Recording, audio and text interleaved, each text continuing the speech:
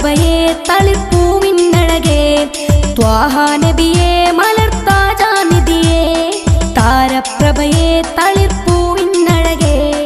ഒളിചന്ദ്രപ്പൂ പോലെ വന്നതല്ലേ ഒരുവന്റെ ദൂതർ പിറന്നതല്ലേ